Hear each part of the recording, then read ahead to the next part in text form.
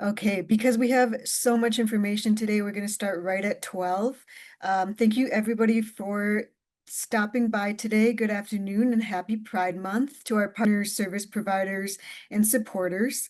My name is Katie Swick, and I'm happy to be your facilitator for today's webinar, Supporting and Serving Two-Spirit LGBTQI+ survivors.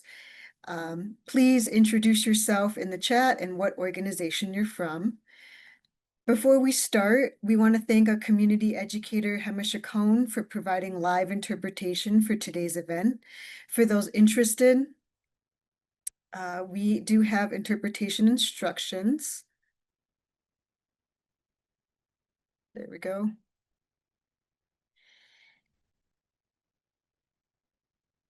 You can find the interpretations instructions on the screen. First, navigate to the bottom of your Zoom window for the Tools tab, then click on Interpretation next to the globe icon. If you don't see that, click More and an additional menu should pop up. Once you select Interpretation, you will have the option to listen to our Spanish interpreter. You also have the option to mute the original audio to hear only Hema.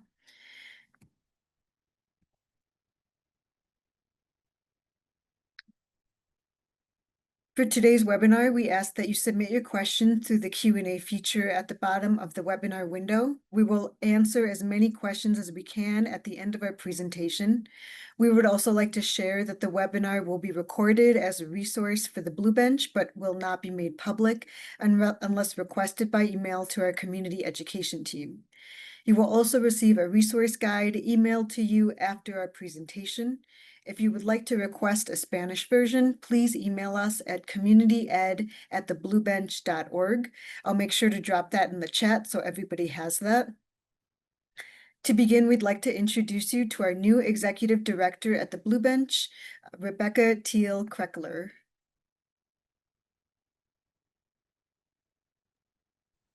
Thank you, Katie. As Katie said, my name is Becca Teal-Kreckler, and I am the new Executive Director of the Blue Bench. It's an honor to assume this role in an organization that means so much to me and to the community. I want to take this opportunity to reaffirm our commitment to serving all survivors of sexual violence. The Blue Bench was established over 40 years ago in service to survivors of all walks of life and cultural identity. Additionally, we remain focused on providing evidence-based prevention education to work towards our goal of ending sexual violence. I am committed to this mission, and thank you for being a part of that when you join us in these learning sessions. I invite you to continue to partner with us and be a part of these webinar learning sessions each quarter. I'm really excited for today's presentation, and I will turn it over to my esteemed colleagues to get us started, Parker Reed and Ann Devine. Like Becca said, my name is Parker Reed. My pronouns are they, them, and I am the Community Education Coordinator here at the Blue Bench. The Blue Bench is a community of survivors, allies, and advocates working to prevent sexual violence and build a safe and supportive Metro Denver. We work collaboratively to provide accessible, survivor-centered support and empowering education for everyone. I have worked at the Blue Bench for just a few days shy of a year at this point, and I am deeply passionate about this work and the opportunities that I have to provide education in my community. Hi, I'm Ann Devine, they, them pronouns. I'm an LCSW here, and I have 2 master's degrees in social work and public health, and I'm currently the lead therapist at the Blue Bench. I've worked here since beginning as a clinical intern in 2021, and I've volunteered, interned, and worked in various sexual and domestic violence spaces for over 13 years, and am particularly passionate about bringing a public health approach to sexual violence prevention and mitigation.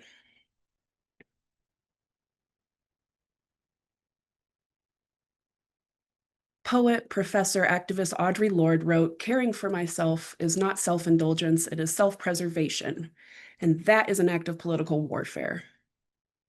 This presentation contains potentially upsetting content regarding violence experienced by targeted communities, including specific mentions of suicide and the word rape. We do invite folks to practice self-care and reach out to our hotline as needed for support. The number will be listed at the bottom of each slide.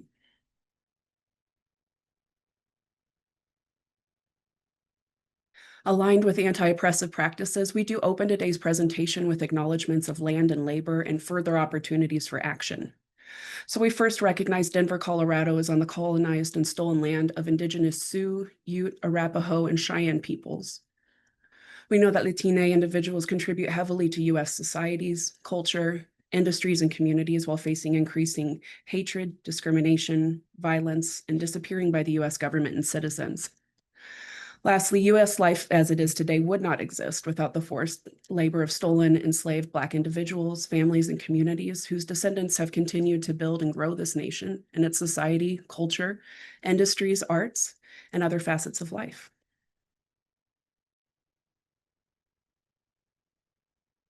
So we invite you all to step into action and support these communities and individuals further through donations, engagement, or other forms of support of community-based and serving organizations, such as the ones listed here.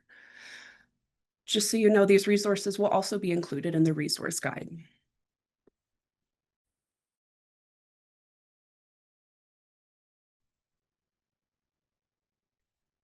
So here at the Blue Bench, we believe in a community-wide approach to preventing and addressing sexual violence. This means we believe that preventing and responding to sexual violence is everyone's responsibility, and we can only create the community we want to see by working together. By being here, you are helping to support that mission. Thank you.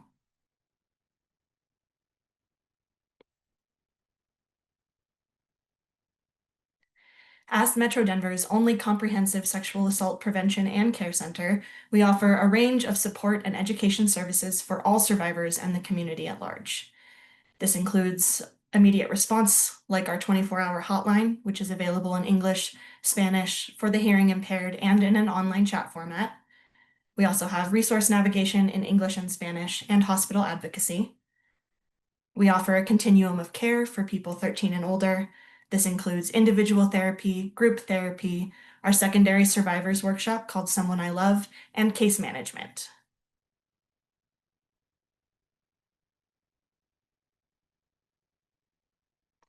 We also have community education, which is evidence-based, developmentally appropriate workshops for students, parents, businesses, bars, and more. You'll see here a list of the programs that we currently have. And if you would like any more information about these programs, or if you want to book one in your community, you can visit our website or you can contact me directly. My email is on the slide.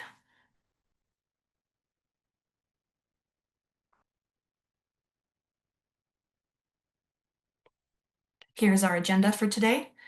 Today, we will be reviewing how sexual violence impacts Two-Spirit LGBTQI+ folks and ways to support these survivors, followed by our question and answers section.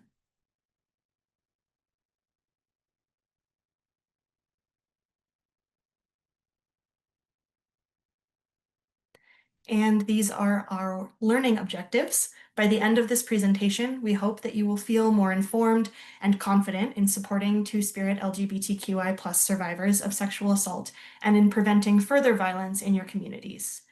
I also want to note that we will be using the term survivor in this presentation to refer to those who have experienced sexual violence, but individual identification choice should always be respected and considered.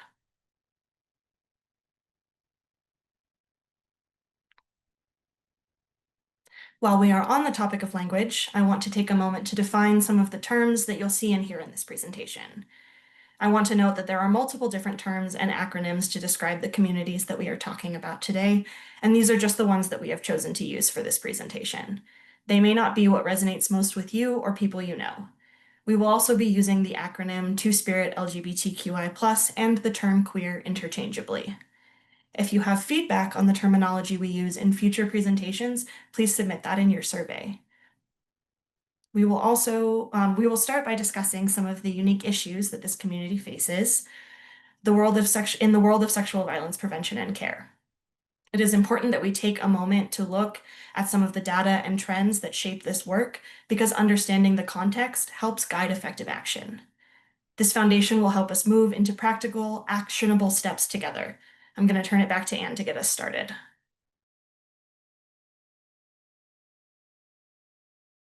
All right, thanks, Parker. So looking at the United States, an approximate 14 million adults and around 2 million adolescents report identifying as two-spirit or LGBTQI+, and many identify as survivors of sexual violence. Now, as the community and issue are incredibly diverse and complex, we will be taking just a snapshot look at some common data and trends to gain a better general understanding. Now, these survivors often report being assaulted at earlier ages and multiple times across their lives, which do yield unique impacts for them. For example, specifically in this community, there are very high rates of suicidal ideation and attempts. Some studies have even shown that the risk of suicide increases with each sexual assault. Now, influences of this disparity likely involve the nature of the assaults and relationships with perpetrators.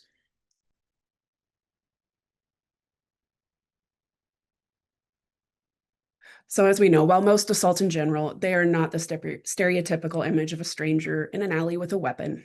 This community particularly reports pre-existing knowledge of their attacker.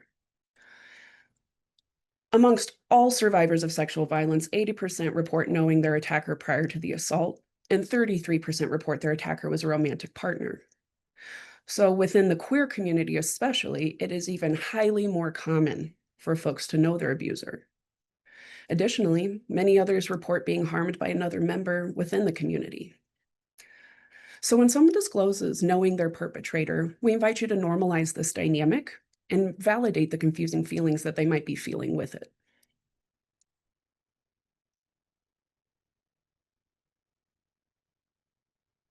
Now, as we know, gender identity and sexual orientation do differ in their intersections with sexual assault. It can be a bit helpful to break things down further. So taking a look at sexual orientation specifically, around our current data suggests around 1 in 4 gay men, 1 in 4 lesbian women, 1 in 5 bisexual men, and 1 in 2 bisexual women report experiences specifically of rape. Bisexual women especially report extremely high rates of assault and rape, though the exact reasons for this disparity have yet to be determined. But we can gather that one factor certainly influencing the community's experiences with sexual assault and healing definitely stems from society's stereotypical concepts of what assault and perpetrators look like, which Parker is going to take us through now.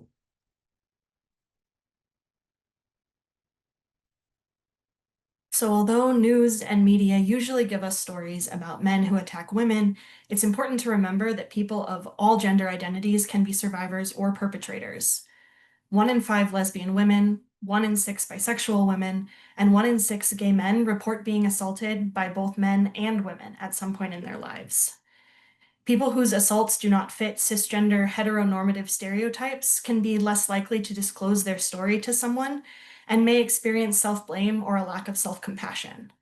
To combat these narratives, remind survivors and others that assault is assault regardless of the identity of the people involved, and only perpetrators are to blame. Next, we will touch on some facts and statistics about the trans community and trans survivors.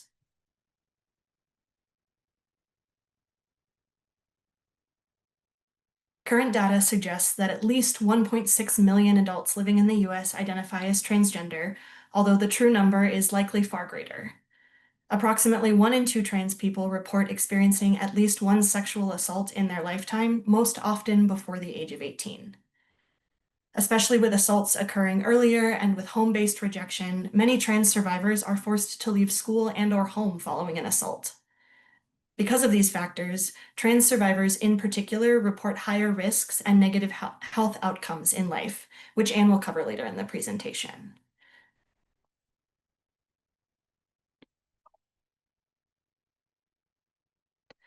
Loved ones can support these folks by validating their experiences and reminding them of their right to consent or not consent in any situation. Building a culture of consent emphasizes respect and communication, pushes back against stigma and misconceptions, and creates safer, more affirming spaces for everyone. We can do this by normalizing asking for and giving consent, making consent a part of everyday conversations, and talking openly about boundaries. I will now pass it back to Anne to take us deeper into the nuance of community.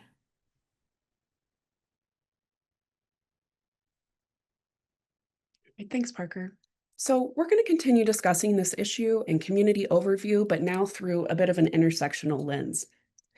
Intersectionality, of course, does not solely refer to race, ethnicity, gender, or sexual orientation, but in fact, the many ways the identities we all hold interact. So we do invite you to consider possible impacts of other identities survivors can hold, such as disability or citizenship status.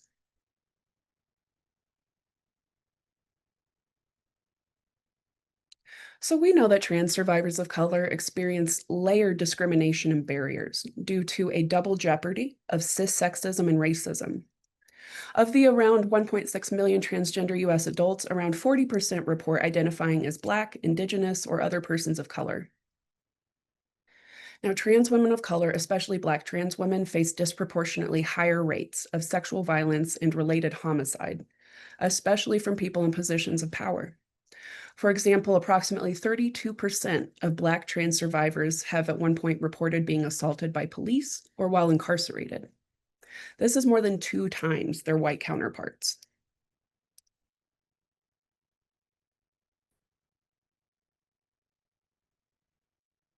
And we know this community has long endured and resisted injustice and continues to vibrantly fight for human rights and inform US life, culture, and society. So we can all play a role in interrupting harmful behavior and discrimination, like calling out transphobia, racism, or misogyny when we see it.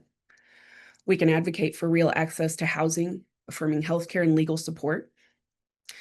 Many of us also need to step back and support trans women of color taking space to lead conversations about and efforts towards safety and well-being. Their voices should be at the center, and we need to listen. So when we commit to learning and showing up and standing in solidarity, we help build a community where everyone can feel a bit more safe and supported. So in keeping with intersectionality, I'm now going to hand it back over to Parker to review another group of folks within the community.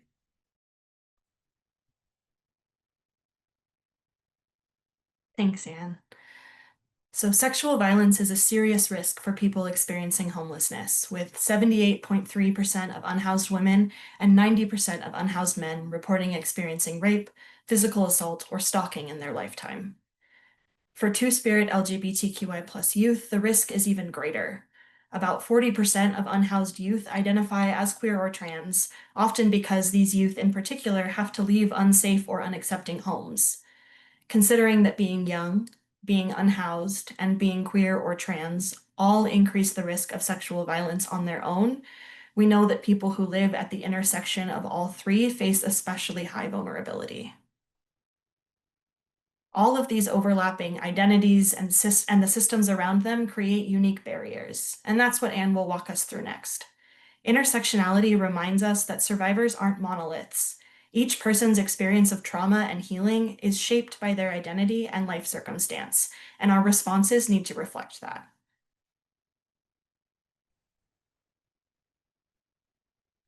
So there are a lot of additional challenges that do make it harder for this community of survivors to find justice and healing after an assault. Of course, a main issue is that most support services are built around the needs and experiences of cisgender heterosexual people. So when gay, trans, or non-binary survivors reach out for help, they can often find spaces that feel unsafe or providers who don't understand the reality. For trans folks especially, there's often harmful bias like being hypersexualized or being seen as a predator. It's that kind of stigma that does lead to others crossing their boundaries more often or blaming them when they speak up about what happened, sometimes from the very professionals who are supposed to help. So as a community, we can push for support services that are more inclusive and affirming.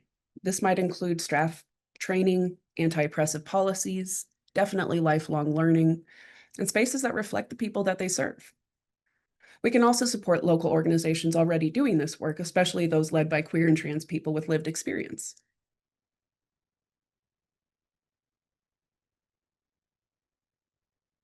Now, unfortunately, harm from helping professionals is far too common for queer and trans survivors.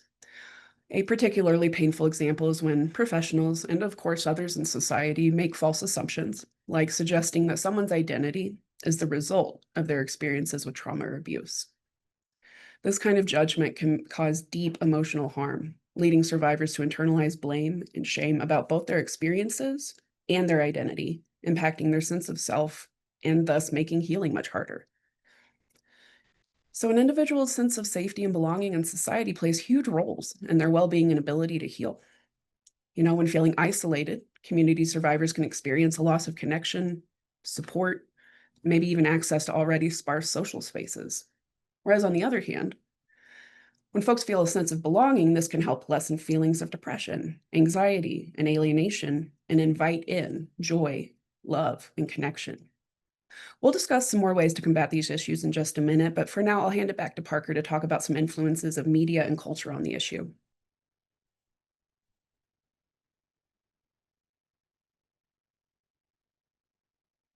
Another unique challenge for the queer and trans community is messaging from the media, news, and general cultural attitudes. These things all contribute to the normalization of painful queer and trans experiences, making it even less likely that these survivors will report or possibly even recognize the unsafe nature of their own relationships. We're going to talk about two big contributors to this. The first is the Hays Code. Before the film rating system that we're familiar with now, there was the Hays Code, which was a self-imposed list of moral rules and expectations for films from 1934 to 1968. Under the Hays Code, queerness had to become coded, and if it was ever explicit, the expectation was that those characters' stories had to end in tragedy so as not to encourage immoral lifestyles. Although these expectations ended in 1968, the ripple effect can still be seen and felt in queer media today. We also have the existence of the gay or trans panic defense, which is a legal strategy or argument used in cases where the victim of a violent crime is or was perceived as gay or trans. When a defendant uses this argument, they often argue that their violent actions can be explained or excused because the victim's real or perceived identity was so inherently threatening. The goal here is to utilize homophobia and transphobia to influence the jury to give the defendant a lesser or even no sentence. The existence of this argument speaks to the way society values queer and trans lives less, and it speaks to the deeply rooted homophobia and transphobia in our society. So far, 21 states have outlawed use of this argument, including Colorado, while another 10 have still failed to pass a ban. Florida and Arizona currently have active legislation moving through Congress to ban the argument as of this May. All of these impacts and challenges inform actual health and life outcomes for many community survivors, which Anne will now review.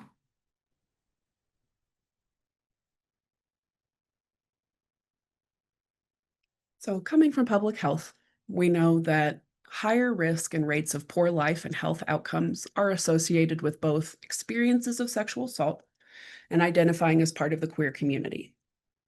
Now, these outcomes do include high rates of loss of housing, chronic health conditions, financial struggles, substance use and abuse, minimal educational opportunities, suicidal ideation, chronic stress, and isolation.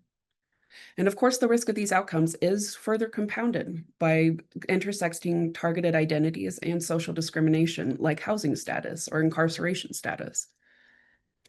It is, of course, important to highlight here that someone's identity is never the issue. It is society's treatment of people with that identity and others. Thus, there is great power to be found in society coming together to advocate for the community, inviting folks into belonging. So while, of course, all of these barriers can seem very overwhelming, protective factors do exist, as well as the many ways we can come together as a community to work against challenges that Parker will now take us through.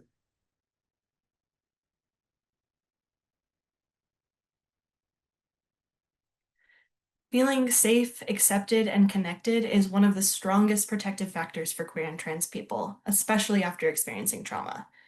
A sense of belonging helps ease isolation, reduces anxiety, and supports healing. That's why it's so important to create affirming spaces where people are welcomed as their full selves without judgment, assumptions, or erasure. This includes making sure workplaces, schools, and community spaces have inclusive policies and environments that truly affirm two-spirit LGBTQI+ identities. Supporting community-led safety teams and peer support groups help shift power back into the hands of those most impacted. It's also about building networks of mutual care that don't rely solely on police and instead center trust, relationships, and shared responsibility. And caring for each other outside of crisis is just as important. That can mean offering rides, sharing meals, helping with housing, or simply just being there emotionally. Prioritize mental health, encourage each other to rest, and respect one another's boundaries and limits. These everyday actions help create the kind of community where safety, healing, and belonging are possible.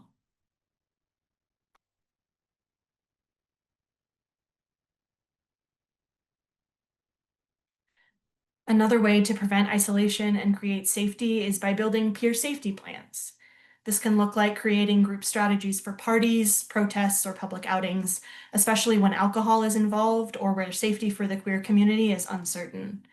Going out in larger groups, assigning check-in buddies, and using code words to discreetly ask for help are simple but effective ways to stay connected. It also helps to share resources like crisis lines, affirming therapists, and survivor support networks through shared docs, group chats, or a community zine. And you can always utilize the Blue Bench's resource line. Ultimately, real safety and healing come from consistent connection, shared responsibility, and communities that center care, joy, and justice.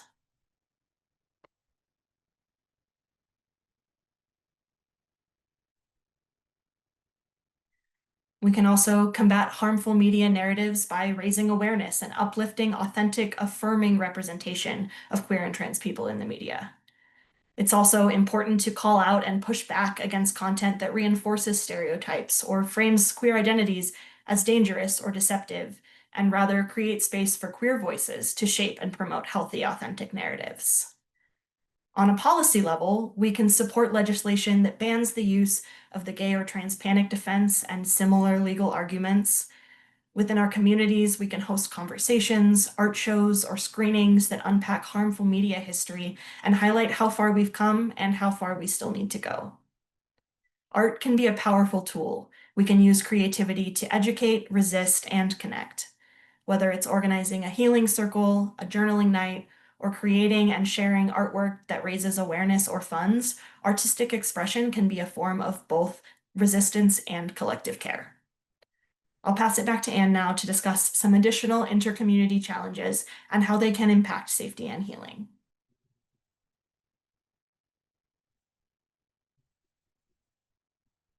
So it is, of course, important to keep in mind that targeted communities still perpetuate harm, impacting the safety and well-being of their own members.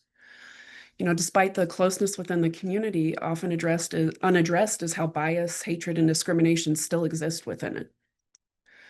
So with regards to intercommunity violence, Two-Spirit LGBTQI+ survivors and perpetrators are more likely to know each other. This brings unique difficulties. If harmed by another community member, an individual may be less likely to report for fear of bringing further negative stigmatizing attention onto the community. Individuals may also be less likely to want or even be able to continue accessing community spaces and services due to these known relationships. This is, of course, further complicated in abusive and violent intimate partner relationships where people may face additional danger of seeking accountability, such as being outed to a family or coworkers.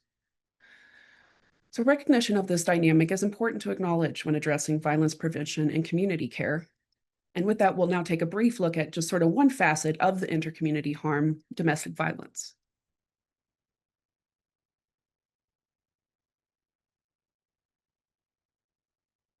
So we know that sexual violence is about power and control. Domestic violence and abuse within the queer community similarly is about power and control, and often shows up in ways that traditional heteronormative approaches don't sufficiently recognize or address. So as we look at this wheel, you will notice that sexual violence and domestic violence, they don't happen in a vacuum. They are deeply shaped by larger systems like homophobia, transphobia, biphobia, and heterosexism, as well as racism and xenophobia. These systems can influence how harm is caused and how it's experienced in an intimate relationship, whether this is physical, emotional, sexual, or psychological abuse. Now, we do invite you to look further at a power and control wheel for Two-Spirit LGBTQI+ relationships in the resource guide for just a little more information and additional examples. But for now, we're going to look at some other barriers survivors in the community face related to sexual assault.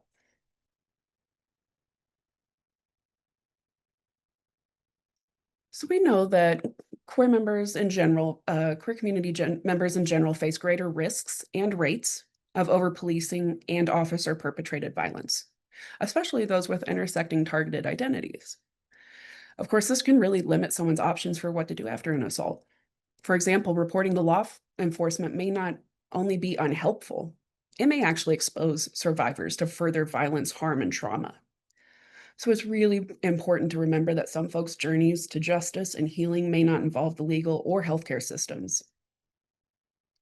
And so Parker's going to now discuss some more supportive measures and community actions that can help increase safety.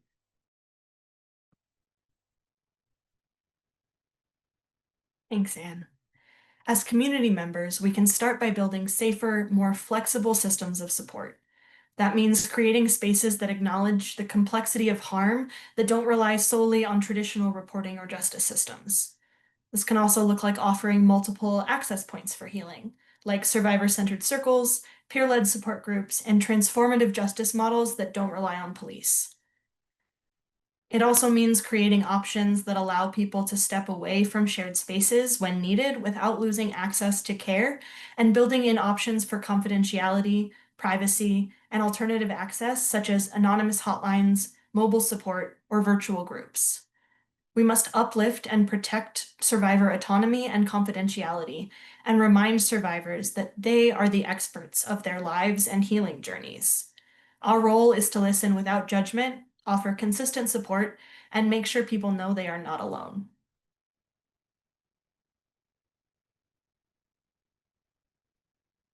Although it can feel like there are a lot of things working against queer and trans folks, this is also a deeply resilient community who has come together to create safety and care for themselves and each other. We also highly encourage allies to use their privilege and access to help build these better support systems.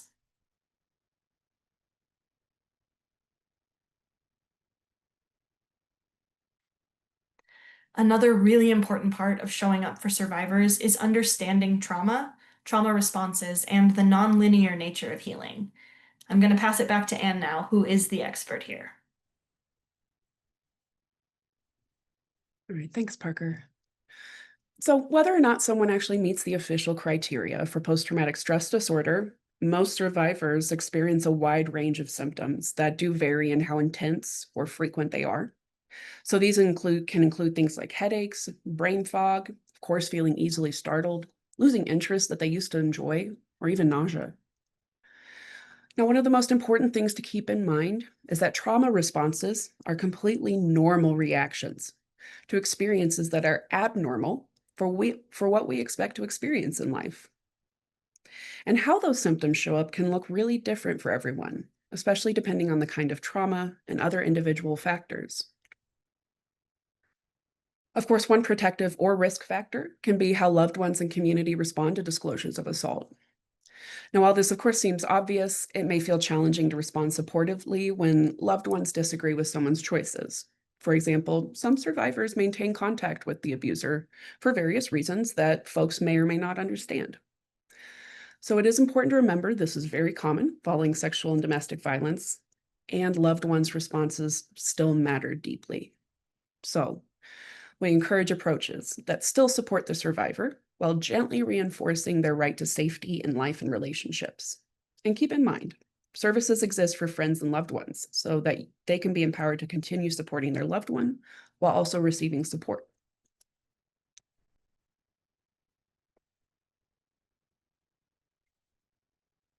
Now, with healing from trauma, there are some things to keep in mind for both survivors and community members regarding safety. So first, keep in mind, healing is not linear and often involves many paths forward after an assault. And some of those options are unsafe for survivors to access due to cultural and systems-based barriers. So while safety may not be 100% achievable due to existing barriers and threats, it is still absolutely crucial for healing.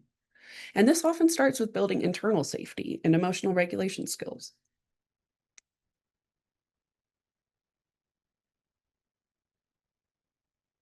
Now, a lot of folks naturally cope with trauma or current threats by mentally or emotionally disconnecting. This is often a way to protect themselves in the moment. Over time, though, many folks explore other ways to cope, both in and outside of therapy. It's important to note that coping tools aren't a one-size-fits-all. It does take some trial and error to figure out what helps and what doesn't, and adapting them for individual use can help make them more effective. It is important to note here that mindfulness, a very frequently mentioned term, requires physical and emotional awareness that may not be safe for survivors to engage in at times or right away, but of course can be built over time safely and intentionally. Alternatively, grounding, a big standard in coping skills, can be practiced anywhere by anyone at any time.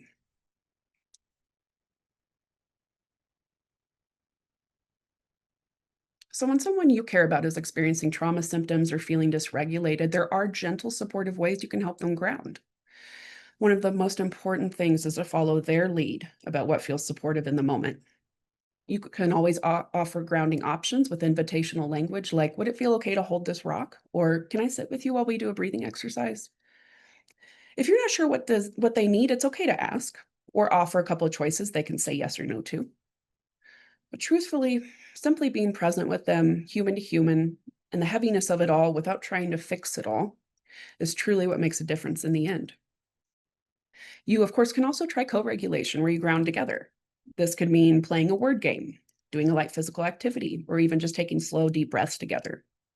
Sometimes folks even create grounding plans ahead of time that list simple strategies to use during a tough moment, so no one has to think too hard in the middle of a crisis. But whatever you do, please approach it with care and patience, and don't forget to show yourself compassion too. Supporting someone else means taking care of your own nervous system as well.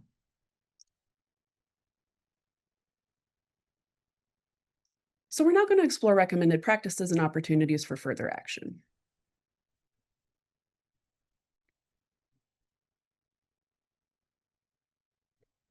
For general community and providers, it is recommended always that folks use strength-based, identity-affirming language, normalize offering and asking for pronouns, learn about and utilize people's personal understanding of healing and justice, embrace the extreme nuance of the individuals in the community, constantly build connections and engage with the community outside of work, and especially make no assumptions about how safe it may be for a survivor to engage with systems of power and authority.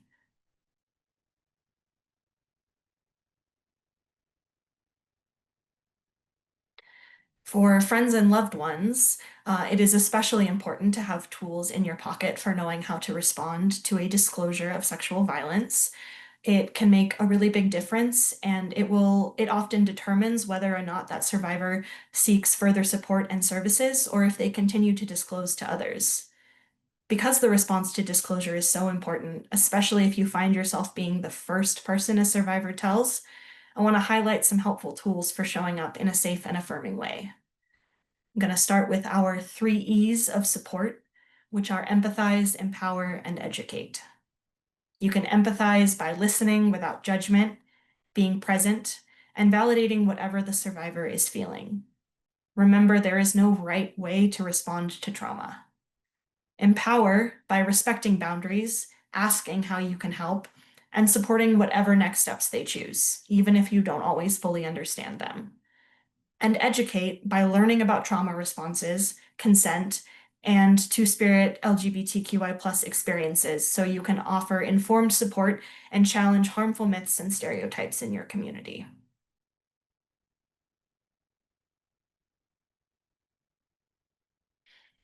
I also want to acknowledge that it can feel overwhelming to remember all of the tools, supportive phrases, and information in the moment of a disclosure.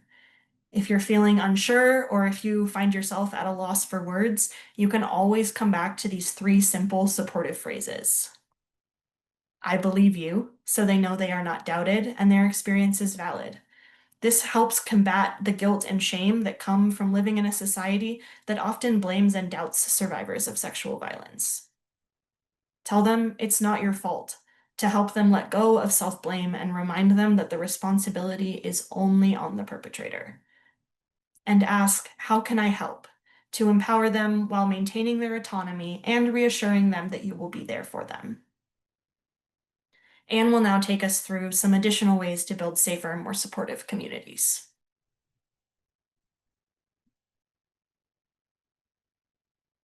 So for folks within the two-spirit LGBTQI+ survivor community, Safety is, of course, the foundation for healing. Yet for many, especially those in underprotected groups, it does remain difficult to access. As a reminder, this community is complex, nuanced, and beautifully diverse, and everyone deserves to feel belonging and safety. So safe communities require everyone to confront the harm that exists within. This means naming and challenging racism, white supremacy, transphobia, sexism, and patriarchal dynamics, even when they show up in queer and trans spaces. We also invite folks to resist capitalist and ableist expectations around productivity and functionality. You don't have to earn rest, and self-care is radical. And when rooted in safety, collective community care can be deeply protective and healing. So that's why embracing and promoting local connections and creating community-based support networks is so essential, especially for those who are isolated or excluded from traditional systems of care and power. And of course, please remember to practice self-compassion. So Parker will now continue taking us through some additional ways to support the community.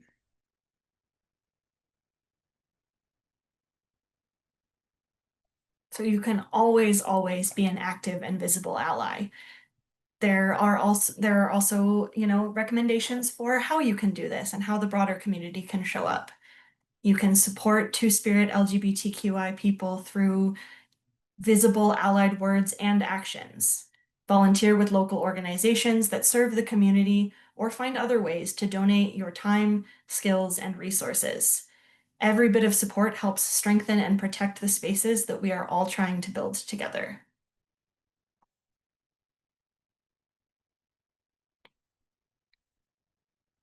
And while there is still much work to be done when it comes to research and resources for the queer and trans community, one thing remains true. Community itself is a powerful source of healing and strength. So that's why I want to take a moment to highlight some of the queer and trans affirming spaces that already exist in Denver. This isn't a comprehensive list by any means, but it's a good place to start. A more complete list, as well as other actionable supportive steps, will be included in that resource guide, which we'll be sending out after the webinar. As we go through the next few slides, we can pause so that you have an opportunity to take screenshots as well.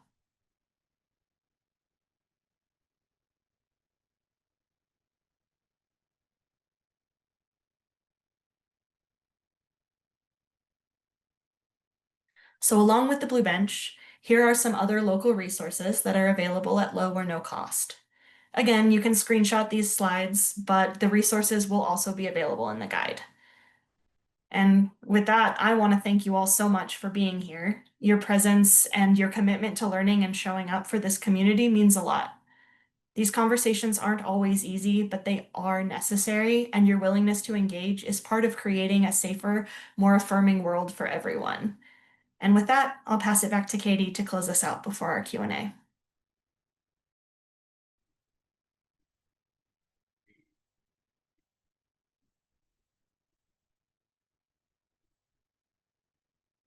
Okay, thank you so much, Parker and Anne. The Blue Bench welcomes you to join our upcoming support groups. Begins with Connection is a 9-week group for Two-Spirit LGBTQI+ individuals to gather in a safe space with peers and grow their skills for coping, emotion regulation, and self-care. We also provide a workshop for loved ones of survivors called Someone I Love. This workshop is offered in Spanish and English and helps you understand trauma, how to respond to your loved ones, and how to support yourself during this journey.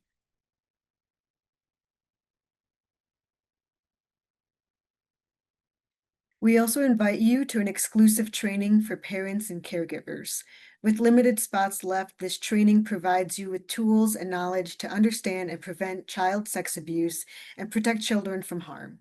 Scan the QR code to secure your spot.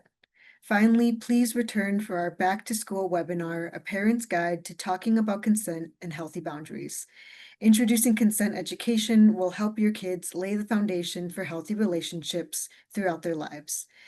Like our other webinars, this is free to attend, and you'll gain a useful resource packet afterward to keep the conversation going.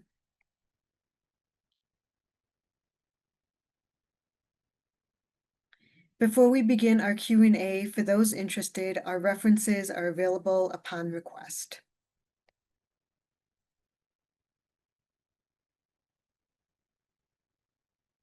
Thank you for dedicating time today to learn more about this community and ways to better support those around you. We will now take time to answer questions that were dropped into the Q&A. Please feel free to continue to send questions our way.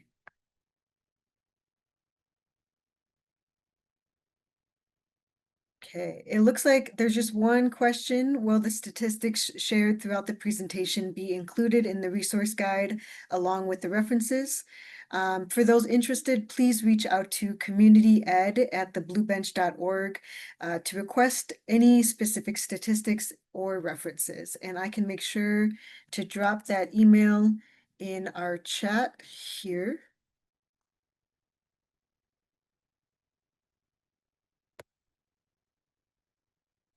Okay. When can we find the resource guide, or where can we find the resource guide? We will send out that follow-up email tomorrow with the survey link, and I'll make sure to bring up that survey QR code so that you all have it today. All you have to do is scan that QR code, take a few minutes, let us know how we did. But yes, thank you. And we'll take a few moments to allow other people to drop in any questions before we wrap up our webinar.